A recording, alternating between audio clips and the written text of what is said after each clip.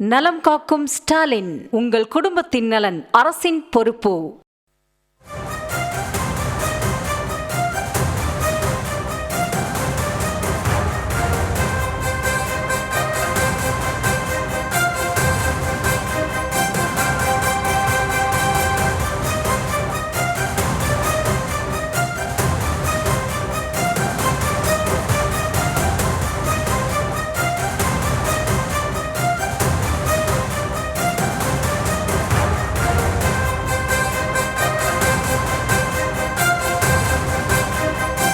பாலியல் கைதி ஞானசேகரனை குண்டர் சட்டத்தில் கைது செய்ய உத்தரவை ரத்து செய்ய கோரிய மனு மீது நீதிமன்றம் கேள்வியை முன்வைத்திருக்கிறது. அது குறித்தான அண்மை செய்தியை நாம் பார்த்து வருகிறோம்.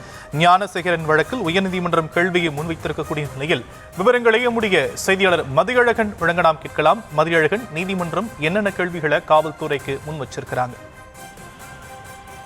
அண்ணா பல்கலைக்கழக மாணவி பாலியல் வன்கொடுமை செய்யப்பட்ட வழக்கில் ஆயுள் தண்டனை கைதியான ஞானசேகரன் மீது திருட்டு உள்ளிட்ட 27 வழக்குகள் நிலுவையில் உள்ளன.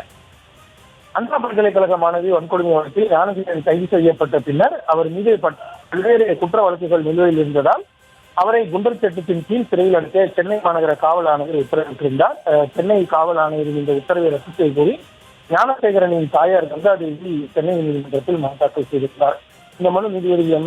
ஸ்ரீ லட்சுமி நாராயணன் அமர்வில் இன்று மீண்டும் விசாரணைக்கு வந்தது. அப்பொழுது அண்ணா பல்கலைக்கழக மாணவி வழக்கை அடிப்படையாக வைத்துதான் ஞானசேகரன் குண்டர் சட்டத்தில் அடைக்கப்பட்டார். தற்பொழுது அந்த வழக்கில் அவருக்கு தண்டனை விதிக்கப்பட்டுள்ள நிலையில் குண்டர் சட்டத்தில் அடைக்கப்பட்ட உத்தரவு நீடிக்க வேண்டுமா என நீதிபதிகள் கேள்வி எழுப்பினர்.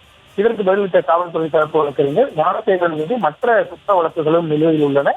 கொடும் குற்ற செயல்களை செய்த ஞானசேகரனால் பொது அமைதிக்கு பாதிப்பு ஏற்பட்டதாக கூறினார். மேலும் இது தொடர்பாக விரிவான வாதங்களை வைப்பதற்காக வழக்கை ஒத்திவைக்க வேண்டும் எனவும் அவர் கேட்டுக்கொண்டார். இதனை ஏற்றுக்கொண்ட நீதிபதிகள் வழக்கினுடைய விசாரணையை 2 வாரங்களுக்கு ஒத்திவைத்தனர்.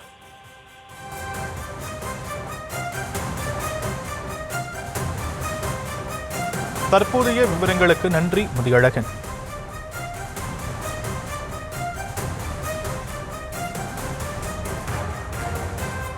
நலம் காக்கும் ஸ்டாலின், உங்கள் குடும்பத்தின் நலன் அரசின் பொறுப்பு.